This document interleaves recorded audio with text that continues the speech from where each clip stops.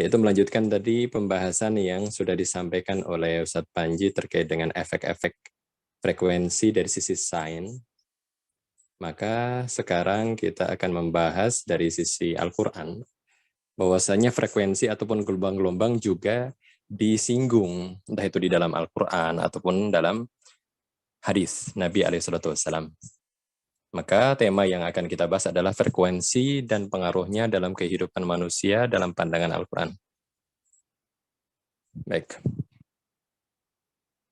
Sumber dari frekuensi, salah satu sumbernya adalah dari suara ya. Jadi tadi yang dijelaskan oleh Ustadz Panji juga bahwasanya setiap frekuensi itu muncul dari getaran yang terjadi di masa atau di waktu tertentu.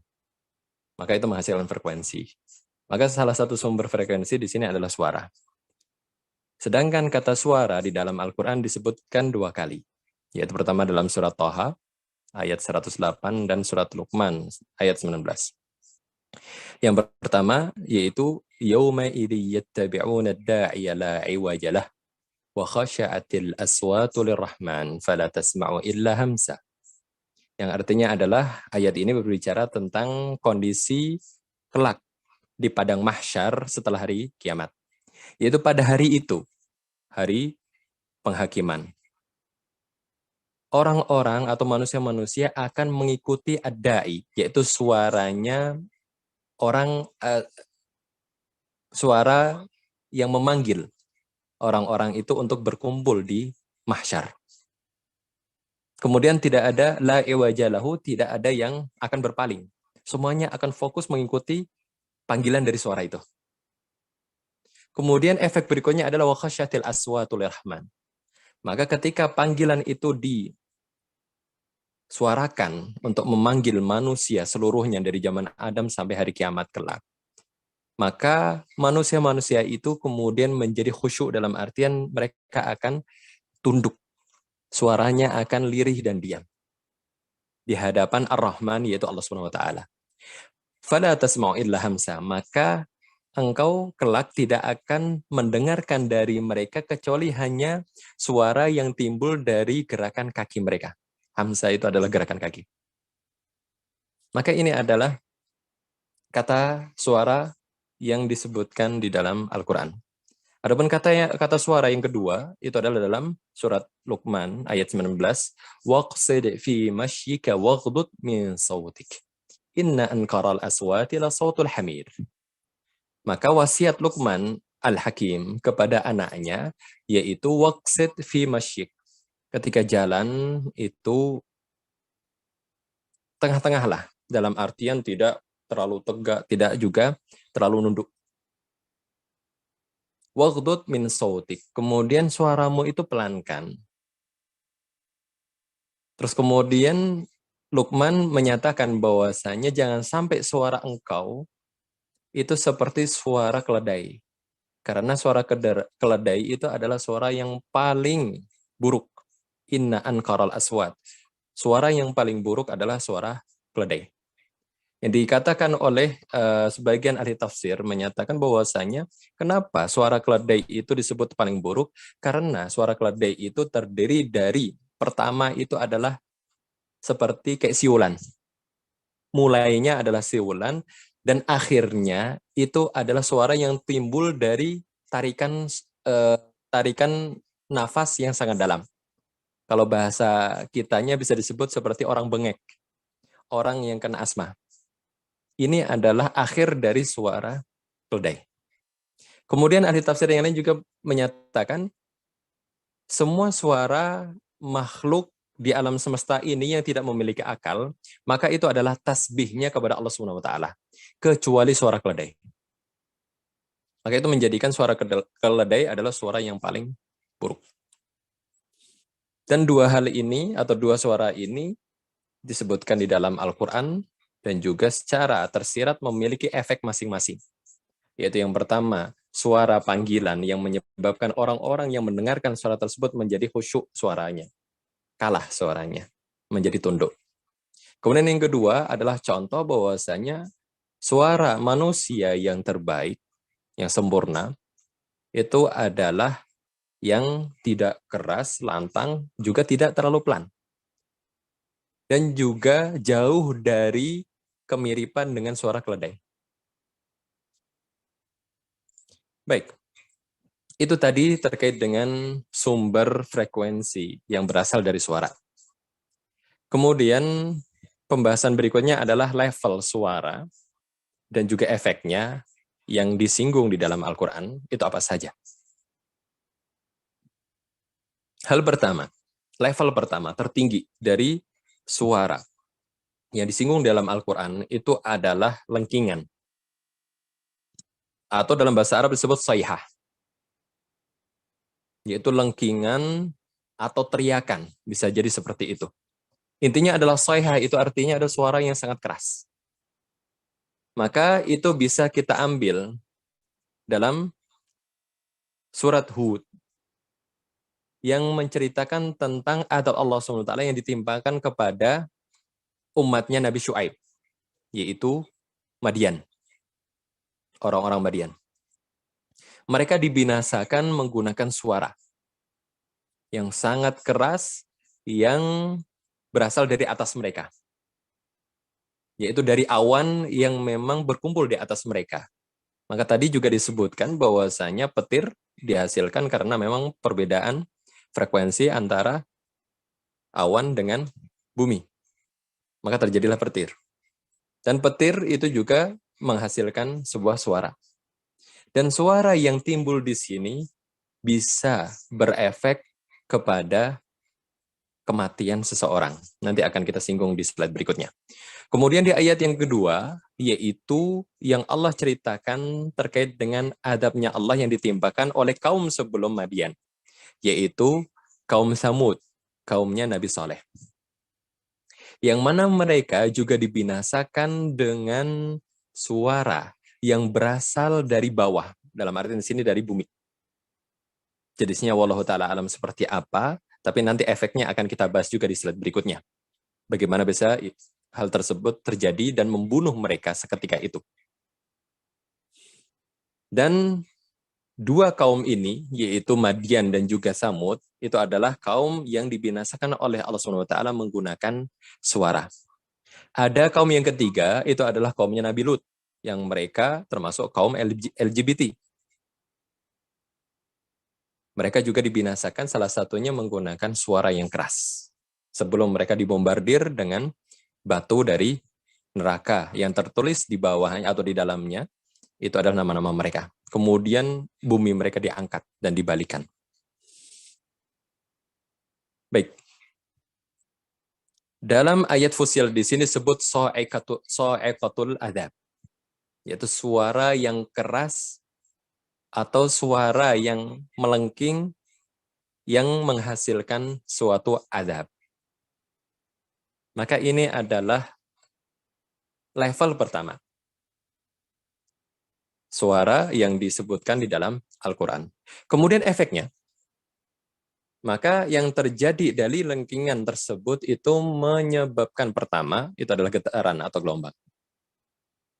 Ini adalah efek dari sebuah frekuensi tertentu. Disebutkan dalam surat Al-A'raf ayat 78, فَأَخَذَتْهُمُ الرَّجْفَةُ فَأَصْبَحُوا فِي دَارِهِمْ جَاثِمِينَ. Ini ayat ini walaupun sama dengan ayat 91 di surat yang sama, tapi yang pertama itu menceritakan efek yang timbul dari suara yang ditimpakan kepada kaum Samud. Dan yang kedua itu suara yang ditimpakan kepada kaum Madian.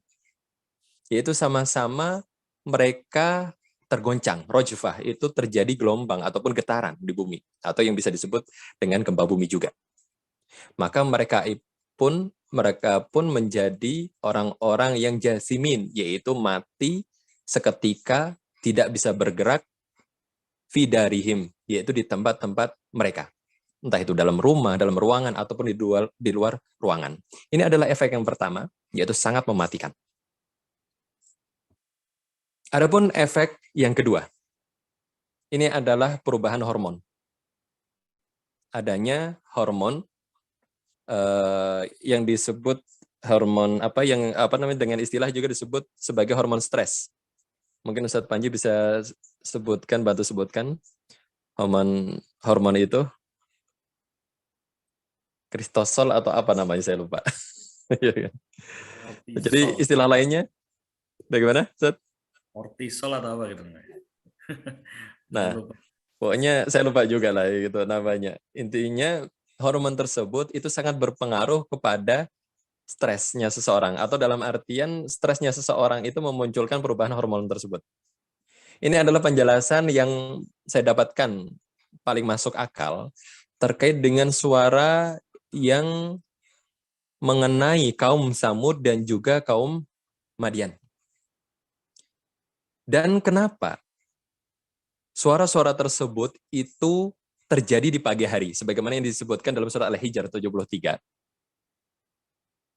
yaitu yang di sini ini bercerita tentang kaum Lut sebenarnya. Fa'akhadathum as-sayhatu musyrikin, yaitu suara yang keras tersebut menimpa kaum Nabi Lut, yaitu kaum Sodom, musyrikin di waktu pagi hari. Dan yang diceritakan juga terkait dengan adabnya kaum Samud, yaitu di ayat yang ke-83, فَأَخَذَتْهُمُ الصَّيْحَةُ مُصْبِحِينَ. Mereka ditimpakan suara yang keras itu juga di waktu pagi hari, ketika mereka bangun pagi. Maka ada penjelasan, saya mendapati beberapa penjelasan, di antaranya adalah bahwasanya hormon stres tersebut munculnya atau banyak produksinya keluar itu di waktu pagi hari. Maka ketika ada suara tertentu dengan frekuensi tertentu didengar oleh seseorang, itu bisa jadi mengakibatkan perubahan hormon yang sangat drastis dan menyebabkan tubuh-tubuh manusia itu kemudian menjadi error, kasarnya seperti itu, dan menyebabkan kematian juga. Maka wallahu ta'ala alam juga, apakah alarm yang sangat keras itu juga memiliki efek yang buruk terhadap diri kita ya. Ketika kita sering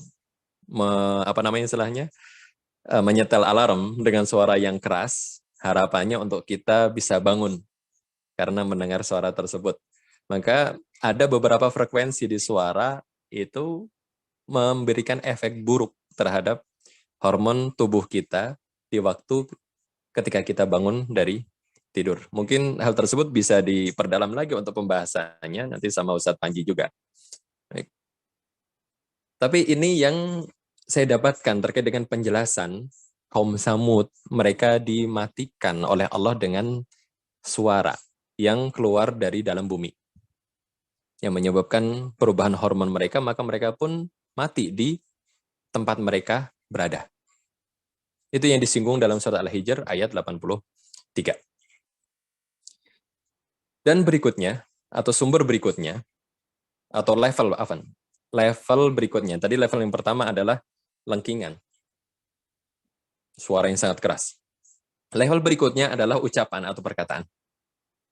Juga perkataan tersebut disinggung di dalam Al-Quran banyak di beberapa ayat. Saya sebutkan sebagian saja, tapi sebelum saya masuk ke beberapa ayat yang menyebutkan istilah perkataan atau al-kalam dalam bahasa Arab, saya sedikit jabarkan pengertian dari yang namanya ucapan ataupun al-kalam dalam bahasa Arab. Itu berasal dari dua kata. Yang pertama yaitu berarti ucapan yang dimengerti, itu menurut para ahli bahasa Arab. Jadi semua perkataan yang dimengerti dan bisa dipahami dinamakan kalam dalam bahasa Arab. Dan asal kedua itu diambil dari kata al-kalmu. Kalmu artinya adalah al-jurh, luka. Maka perkataan juga bisa melukai. Seperti pepatah mengatakan lisanmu, lidahmu adalah pisaumu. Kemudian kata kalam juga disinggung dalam ayat di surat Al-Baqarah, yaitu yasma'una kalamallahi summa yuharrifunahu min ba'di ma aqalu. Orang-orang kafir itu, mereka sebenarnya mendengarkan perkataan Allah, mendengarkan firman Allah yaitu berupa Al-Quran, akan tetapi mereka apa? Memelesetkan. Mereka sengaja mensalah artikan. Karena disebut di sini mimba di ma'aqaluhu. setelah mereka itu sebenarnya paham kandungan dari ayat-ayat Al-Quran itu. Tapi itulah kondisi orang yang kafir. Kemudian di ayat surat At-Taubah, di ayat ke-6 di surat At-Taubah, yaitu wa in ahadum minal musyrikin istajaraka fa'ajiru hatta yasma'a kalam Allah. Summa ablighu ma'manah. Dzalika bi annahum qaumun la ya'lamun. Yaitu difirmankan kepada Nabi Muhammad SAW, jikalau salah seorang di antara kaum musyrikin itu meminta perlindungan dari engkau, wahai Muhammad, maka lindungilah dia. Dan ketika lindungi dia, usahakan sampai dia mendengarkan firman Allah, yaitu Al-Quran. Karena setiap orang memiliki akal. Ketika mendengarkan sebuah perkataan yang mereka pahami, mereka akan otomatis berpikir. Kemudian, ablighu ma'manah. Maksimalkan dalam pengamanannya. Kenapa kita harus memperlakukan orang yang meminta perlindungan untuk kita lindungi? Karena Allah menyatakan dzalika bi annahum qaumul la ya'lamun. Karena mereka itu adalah kaum yang sebenarnya belum mengetahui. Maka dari itu mereka masih musyrik. Karena sebagian orang yang kafir, sebagian orang yang musyrik, mereka tidak masuk Islam karena mereka belum mengenal Islam. Dan di sini Allah SWT mengarahkan cara terbaik untuk berdakwah adalah perdengarkan mereka perkataan Allah SWT. Dan ayat-ayat Al-Quran ketika diperdengarkan, dibaca, maka memiliki atau mengeluarkan sebuah frekuensi yang ditangkap oleh telinga manusia, kemudian dicerna oleh akal. Yang mengakibatkan seseorang itu memahami kandungan dan isi dari firman Allah SWT. Maka sebagian orang ada yang masuk Islam, sebagian lagi ada yang mengingkari. Maka itu adalah sumber yang kedua dari frekuensi, yaitu ucapan atau perkataan. Kemudian efek, seperti tadi yang sudah saya sindir atau sudah saya singgungkan, yaitu bisa menyebabkan seseorang itu beriman ataupun tidak beriman. Maka yang namanya efek sebuah perkataan juga seseorang yang mendengarkannya, dia bisa memahami. Maka dari itu, para ahli bahasa menetapkan bahwasanya yang namanya kalam ataupun perkataan itu adalah sesuatu yang diucapkan dan bisa dipahami. Jikalau suatu hal yang diucapkan tidak bisa dipahami, seperti suara siulan ataupun suara-suara yang sama sekali tidak bisa dipahami oleh akal, maka ahli bahasa biasanya menyebutnya bahwasanya hal tersebut adalah perkataan yang tidak jelas atau perkataan yang tidak ada maksudnya sama sekali, atau perkataan yang ditinggalkan. Maka itu adalah efek dari perkataan, yaitu bisa dipahami oleh pendengar. Kemudian efek berikutnya adalah secara psikologis. Efek dari sebuah perkataan atau frekuensi yang dimunculkan dari sebuah perkataan itu adalah makna yang kedua, makna asal kedua dari al-kalam itu sendiri, yaitu yang diambil dari kata al-kalm. Al-kalm itu artinya adalah al-jurh atau luka. Maka yang namanya luka itu maksudnya adalah membekas. Setiap ucapan yang dipahami pastilah memiliki efek bagi orang yang mendengarkan. Entah itu efeknya bahagia atau sedih. Maka itu semuanya adalah efek. Dan secara psikologis orang akan merespon ketika dia memahami perkataan yang dilontarkan kepada dirinya. Entah itu responnya positif ataupun negatif. Ini adalah efek yang berikutnya. Baik, langsung sedikit kita mengerucut kepada beberapa amal ibadah yang kita lakukan. Maka jikalau kita teliti terkait dengan frekuensi yang dihasilkan di dalam ibadah terbesar kita, yaitu salat, maka ada frekuensi yang dihasilkan di dalam salat dan juga memiliki efek yang sangat baik bagi kehidupan manusia. Baik, frekuensi dari bacaan salat itu ditimbulkan karena seseorang membaca, yaitu getaran dari lidahnya, dan terjadi pada waktu tertentu, maka itu menimbulkan sebuah frekuensi. Dan frekuensi tersebut itu terjadi bagi seseorang yang sholatnya itu memang membaca dengan lisannya. Maka tidak akan terjadi bagi seseorang yang sholatnya itu membacanya di dalam hati. Membaca Al-Fatihah di dalam hati, membaca bacaan-bacaan dalam sholat di dalam hati. Maka frekuensi itu tidak akan muncul, tidak akan terjadi. Maka bacaan di dalam sholat itu sesuatu yang memang diperintahkan untuk diucapkan. Karena Allah SWT berfirman dalam surat Al-Baqarah ayat 238, Hafidhu ala salawati wa salatul wusta wa kumulillahi qanitin. Jagalah salat-salat itu, maksudnya salat 5 waktu, terkhusus salat wusta, salat pertengahan, yaitu yang rajih adalah salat asar. Wa kumulillahi qanitin, dan berdirilah menghadap kepada Allah SWT dalam kondisi qanitin. Qanitin itu adalah khusyuk. Dan khusyuk, termasuk dalam khusyuk itu adalah ketika seseorang mengucapkan bacaan dari lisannya, tapi suaranya itu lirih. Bukan diam saja, bukan keras suaranya. Maka ini makna qanitin. Kemudian, efek yang ditimbulkan dari bacaan di dalam sholat itu sendiri ada 2. Efek yang pertama adalah secara psikologis ya, atau secara dohir lah, bisa disaksikan dalam dohir seseorang. Yaitu efek yang pertama berupa khusyuk. Menambah kekhusyuan di dalam sholat. Dan efek yang kedua itu dari sisi hukum syar'i. Yaitu ketika seseorang membaca bacaan dalam sholat menggunakan lisannya, dia mengeluarkan suara, menghasilkan sebuah frekuensi, maka yang terjadi adalah sholatnya sah. Sholatnya sudah dinyatakan benar. Maka efek yang pertama yaitu menjadikan sholat seseorang itu khusyuk. Itu disebabkan karena seseorang itu membaca bacaan sholat sesuai dengan anjuran dalam syariat kita. Yaitu suara yang lirih. Di sini suara ada, muncul atau keluar dari lisan, dari lidah. Tapi anjurannya adalah hanya memperdengarkan diri sendiri. Jangan sampai orang yang ada di samping itu mendengarkan bacaan kita. Itu adalah bacaan yang sempurna di dalam sholat. Walaupun ketika seorang itu membaca bacaan agak keras sedikit, kemudian orang yang di sampingnya sampai mendengarkan, itu tidak membatalkan, tidak. Memang. Tapi ketika ingin sempurna sholatnya, maka seperti itu bacaannya, yaitu hanya dirinya sendiri yang dengar. Maka itu menyebabkan apa? Kekhusyuan seseorang di dalam sholat. Atau dengan istilah lain, fokusnya seseorang di dalam sholat menjadi sempurna dan tinggi. Dia mengucapkan sebuah ucapan dan dia mengerti maksud dari ucapannya. Dia meminta apa? Kemudian ucapan tersebut diucapkan kepada Allah SWT. Maka ini menjadikan fokus yang tinggi di dalam sholat.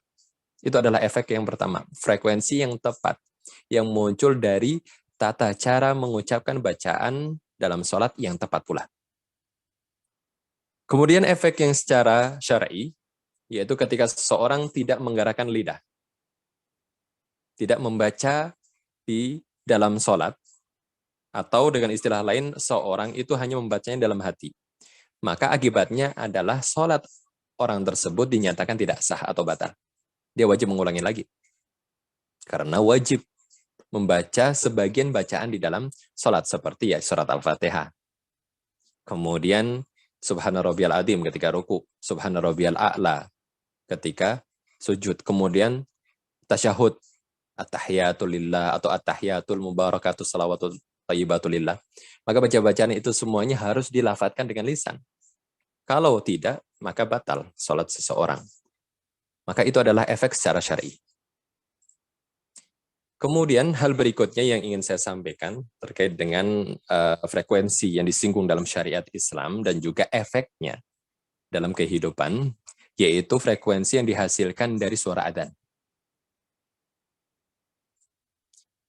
Syariat dalam adzan, maka siapa yang paling berhak untuk mengumandangkan adzan? Nah ini, yaitu dalam sebuah hadis yang diriwayatkan oleh Abu Dawud dan juga Ibnu Majah dari sahabat Abdullah bin Zaid ibn Abdi Rabbih, yaitu beliau adalah orang yang pertama kali mimpi atau dimimpikan lafaz-lafaz adzan yang sekarang kita gunakan.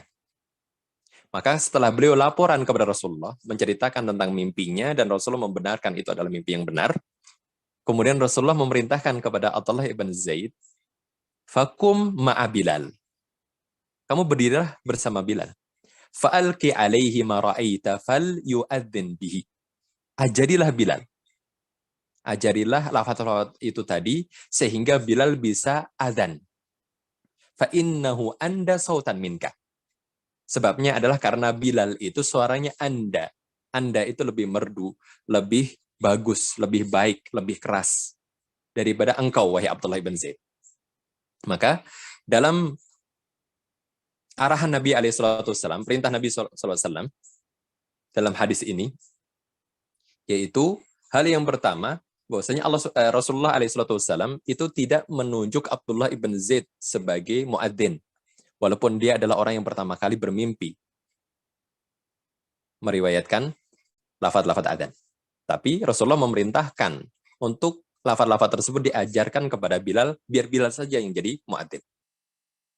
Dan penyebabnya itu karena suara Bilal lebih baik. Lebih baik dalam arti sini lebih keras, lebih merdu, lebih indah, lebih kuat daripada suara Abdullah ibn Zaid. Maka disitulah kejelian Rasulullah SAW dalam memilih atau menempatkan sahabatnya pada posisi yang tepat.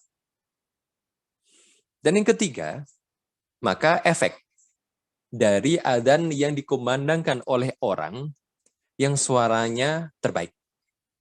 Maka efeknya apa? Panggilan adzan tersebut akan menjadi efektif dan tepat sasaran. Karena memang adzan itu digunakan untuk memanggil orang berkumpul di tempat yang dinamakan masjid untuk melaksanakan sholat secara berjamaah.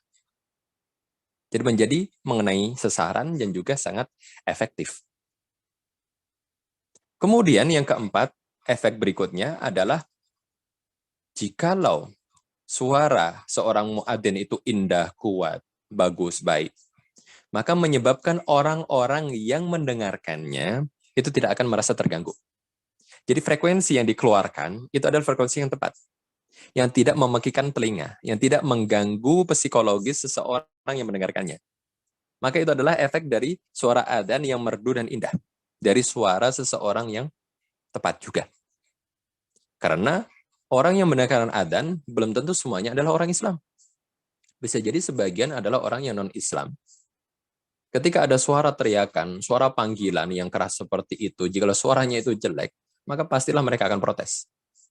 Tapi, jikalau suara itu sangat indah, maka mereka tidak akan merasa terganggu. Karena buktinya banyak sekali orang-orang yang kemudian masuk Islam karena sering mendengar adzan. Merasakan kenyamanan dalam dirinya ketika mendengar adzan walaupun tidak tahu artinya. Kemudian, adzan juga yang frekuensinya tepat dari suara yang tepat itu menyebabkan perhatian dari orang-orang yang mendengarkannya bahwasanya itu adalah panggilan untuk suatu hal yang penting, yaitu melaksanakan sholat. Maka ini adalah efek yang ditimbulkan dari adzan dengan suara yang tepat. Maka frekuensi yang muncul pun juga tepat, sesuai dengan kondisi psikologis seseorang, yang mana seseorang itu sejatinya haus untuk mencari siapa Tuhannya. Dan setiap orang, manusia, itu juga butuh kepada penciptanya. Maka ini adalah salah satu panggilan yang ditujukan kepada orang yang ingin beribadah kepada Allah SWT. Baik, mungkin itu adalah poin yang terakhir yang saya sampaikan, walaupun sebenarnya ada satu hal lagi, yaitu terkait dengan suara adab di dalam kubur. Yang mana disebutkan dalam sebuah hadis bahwasanya suara tersebut hanya didengar oleh makhluk-makhluk selain manusia. Saya sempat berdiskusi sama Ustadz Panji, dan beliau menyampaikan bisa jadi suara yang terjadi atau yang dihasilkan dari adab kubur itu adalah suara dengan frekuensi yang sangat tinggi, sehingga telinga kita tidak bisa menangkapnya. Jadi semacam frekuensi yang lewat gitu saja. Tapi bisa ditangkap oleh beberapa makhluk di muka bumi ini. Baik. Maka seperti itulah Allah SWT mengatur keseimbangan dalam kehidupan di dunia ini dan juga keseimbangan di dalam syariat Islam ini. Baik, mungkin itu yang bisa saya sampaikan terkait dengan frekuensi dalam pandangan Al-Quran dan juga syariat Islam. Jazakumullah khairan katsiran atas atensinya. Baik, mungkin ada sedikit waktu yang bisa kita buka untuk tanya jawab jika memang ada yang ingin ditanyakan terkait dengan frekuensi, efeknya terhadap kesehatan, juga efeknya terhadap amal ibadah seseorang juga. Baik, saya persilahkan. Mungkin jika ada satu pertanyaan.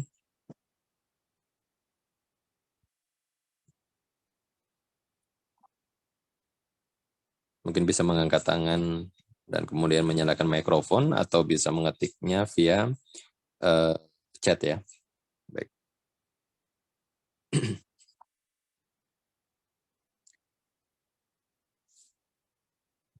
Baik, mungkin menindaklanjuti dari pembahasan yang menarik pada malam hari ini, Ustadz Panji, mungkin bisa kita perdalam lagi di beberapa pembahasan terkait dengan frekuensi dan juga manfaat frekuensi bagi kesehatan manusia, karena bisa jadi piramid itu salah satu fungsinya adalah untuk menghasilkan sebuah frekuensi yang tepat, yang berefek salah satunya adalah untuk memanjangkan umur, Ustaz ya. Walaupun memang umur itu di tangan Allah Subhanahu wa taala ya kan. Tapi kan setiap manusia itu kan memiliki upaya dan memiliki selain usaha. Walaupun hasil akhirnya tetap Allah sendiri yang memutuskan. Kan gitu, Ustaz ya. Bisa juga sebagai seperti yang pernah awal-awal dulu, bahwa memang itu bisa juga sebagai pembangkit ya, energi ya, yang bergetar dan sebagainya, itu kan pasti membutuhkan atau menghasilkan frekuensi. Betul. Untuk fungsi lain sebetulnya di beberapa penerapan untuk frekuensi di saat-saat sekarang ini, kalau kita pernah ingat bahwa Ana dan Ustadz Heri pernah berdiskusi perkara dead beam punyanya Tesla dulu. Ya, itu kan kalau dilihat dari segi ayat-ayat tadi memang masuk akal. Ya, karena dead beam itu dia menembakkan gelombang tapi orang itu nggak sadar dia sudah ditembak sehingga dia meninggal seketika, seperti kasusnya kaum Samud ya. Samud tadi ya. Betul. Itu memang dimungkinkan seperti itu.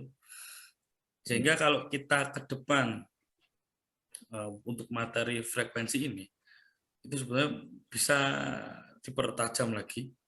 Misalkan dari, kalau aneh mungkin karena keahliannya di fisika, mungkin bisa di medis dan sebagainya. Itu ke depan atau di dalam, atau kita bahas untuk materi ini aja, sebetulnya banyak sekali dari frekuensi-frekuensi tersebut yang kalau seandainya kita sedikit berpikir, itu kan sebetulnya manfaatnya banyak ternyata. Sebenarnya kita kadang tidak sadar. Kita tidak sadar, kita taunya ya bunyi, udah bunyi. Termasuk yang tadi di presentasi anak sempat sebutkan bahwa Al-Quran sendiri dia juga mengeluarkan frekuensi ketika kita membaca pada era orde-orde di atas 400 Hz tadi, antara 300 sampai antara 200 sampai 600 Hz itu kan karena memang itu di orde-orde panjang gelombang yang memang digunakan dalam penyembuhan. Ya, termasuk di pengobatan kayak di MRI dan sebagainya, itu sebetulnya memanfaatkan frekuensi juga. Mungkin ini Anda bisa tambahkan sedikit bahwa di dalam MRI itu ditembakkan gelombang elektromagnetik. Namanya magnetic resonance kan ya, MRI. Itu digunakan untuk apa frekuensinya? Dia digunakan untuk menggambarkan keadaan organ. Ya. Karena kita ingat tadi bahwa setiap organ dia memiliki frekuensi tertentu. Bagaimana sistem kerjanya? Ketika ditembakkan elektromagnetik, maka tubuhnya akan menerima frekuensi elektromagnetik. Ketika ada satu saja bagian tubuh yang tidak bersesuaian dengan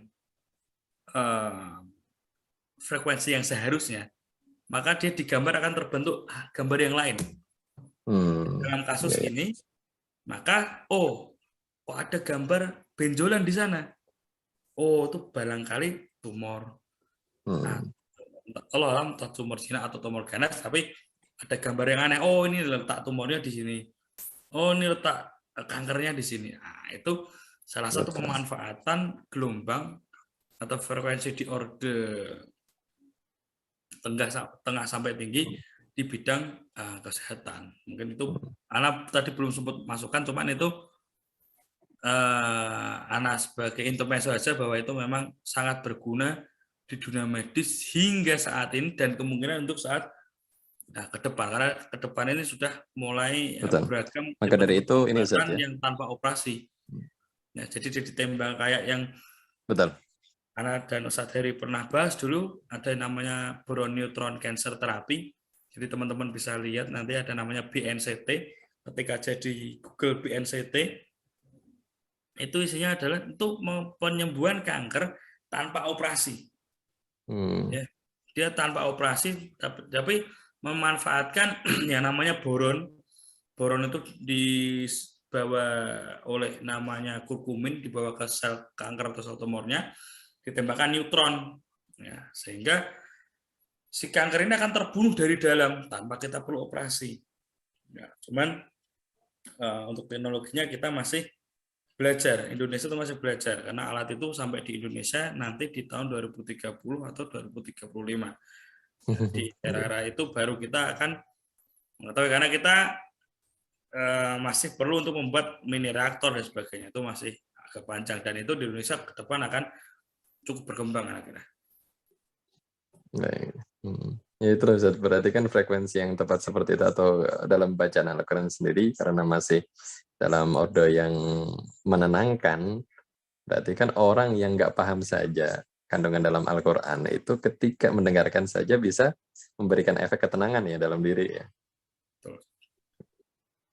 Berarti salah satu dari proses healing juga untuk organ-organ tubuh kita, sel-sel kita, salah satunya adalah dengan mendengarkan Al-Quran atau membaca Al-Quran itu sendiri ya Ustaz ya.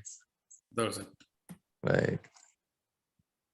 Baik, mungkin itu saja Ustaz yang bisa kita bahas pada pertemuan malam hari ini. Tidak terasa sudah cukup malam ya. Baik, kita akhiri pertemuan malam hari ini dengan doa kafaratul majlis. Subhanakallahumma wa bihamdika asyhadu an la ilaha illa anta astaghfiruka wa atubu ilaik. Saya ucapkan terima kasih sekali lagi kepada para peserta sekalian. Insya Allah akan kita ketemu kembali di serial Sains dan Al-Quran di tema-tema yang menarik berikutnya. Baik, saya tutup. Wassalamualaikum warahmatullahi wabarakatuh.